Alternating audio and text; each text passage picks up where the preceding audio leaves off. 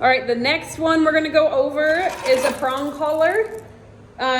Typically, if your dog hasn't been trained by a professional trainer on one of these, you're using it wrong, is kind of my experience with it. So, if your dog is trained on this, and they're still pulling, and they're still not listening, my thought is to move back and start with your slip lead or your training collar and kind of adjust the way that you're using it, because you might have trained them wrong to, feel the pressure against the leash and think that that's what they need to be doing. But really, the prong collar, you're supposed to have slack unless they're doing something wrong. So anyway, this is a Hermspringer prong collar. They're imported from Germany, or they're a German brand. I don't know if they're imported.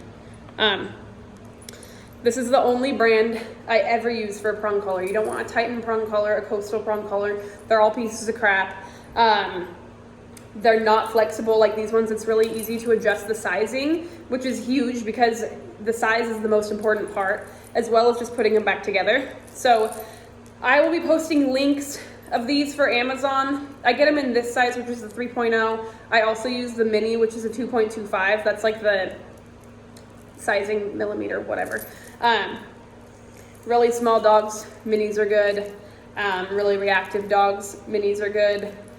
But most of the time, if you have a larger breed of dog, you're gonna use this size, which is the medium. I don't use the large, even on a really huge dog, because they don't seem to be as effective and they're not as easy to work with. But okay, so the difference between these and all of your pet store brand prong collars is, like I said, the flexibility. These also have a trachea plate so that you're never applying pressure to their trachea. If you're fitted correctly, you're not putting any prongs on the trachea. It also gives the collar 2 different directions of prongs, which is more helpful for them to respond. The cheaper, crappier prongs, they're all one direction. It doesn't work as well. So that is the Hermspringer collar.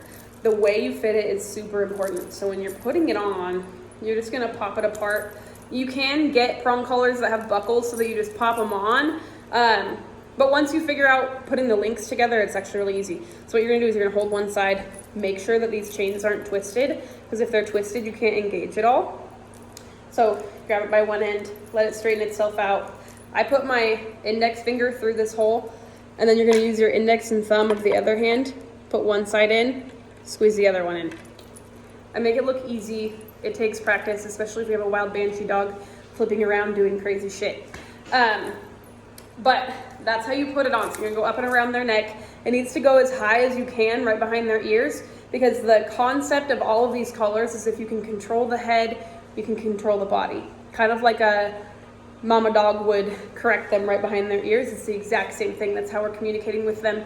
That's how they're born, being communicated with. So it just makes sense to kind of follow through with that. So you're gonna put it on there. You want to have even amounts of links. This collar isn't perfectly even, but so I would take one. This is sized for a Mastiff, so it's huge, but you're gonna have as close to even amount of links on each side.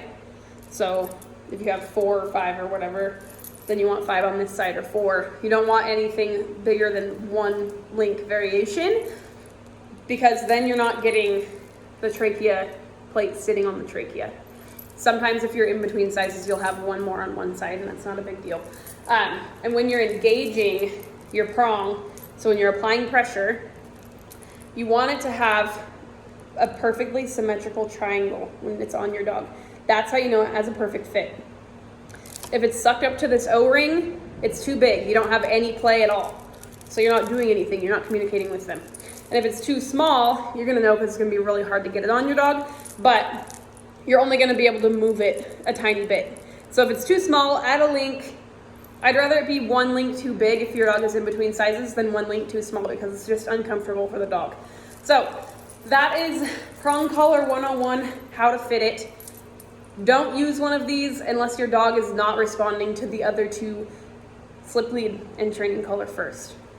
Don't go straight to this. Your dog is gonna freak out. So I'll see you in the next video.